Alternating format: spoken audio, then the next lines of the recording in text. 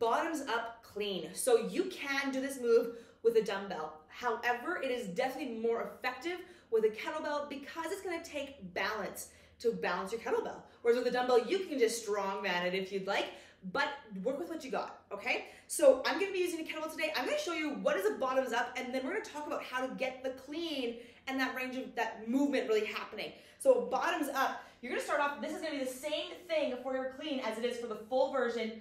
Fingers are light on your belt, okay? So we are not death gripping because we want the belt to be able to slide down into the base of the palm.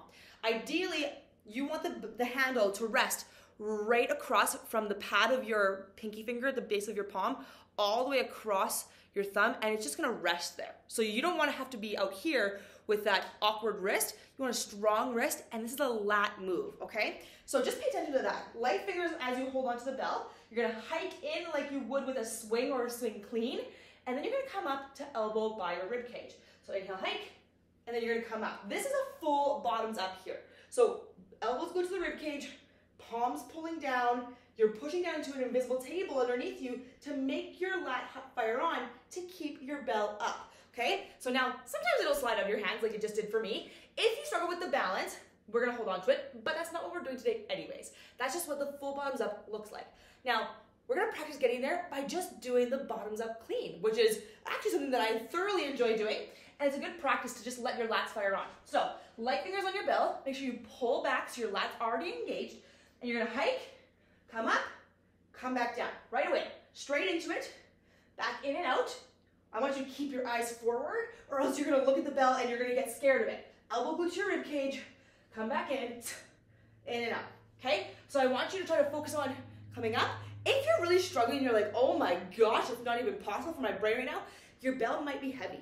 In all honesty, I'm not afraid to let you know that I did this move, I did bottoms up for probably 6 months minimum with an 8 kg, which is only 15 pounds in comparison to using 25 pounds or 35 pounds that I normally use now. So it took me about 6 months to get past that point. So if you've never done a bottoms up before, give yourself some grace. Know that it just takes a little bit of time and consistency. All right, so you can come in, and I'm gonna show you how you can make this a little bit easier if you're really struggling with the top piece of holding that top of your bottoms up clean. So light fingers, hike, bring it into your hand, and then I want you to set down into your lat.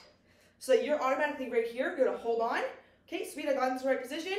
Come back down, back up, reset. So that you can find that correct position without the pressure of, I don't wanna smack myself in the face with a kettlebell, right? And then come in and out.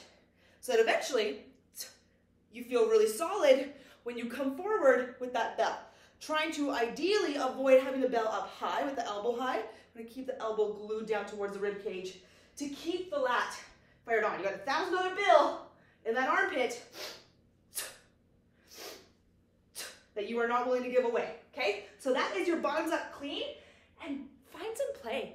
Like, this is one of those moves that you don't need to be super serious. Is there a lot to think about? Always. Is there a lot of ways that you can make this perfect? Yes, of course. But you can also just find the play in it. If it flops over your hand, okay, well that happened, next round.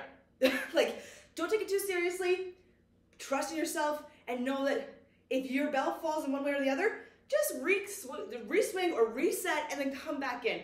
Not the end of the world. Enjoy your playtime, and let's practice your bottoms up clean.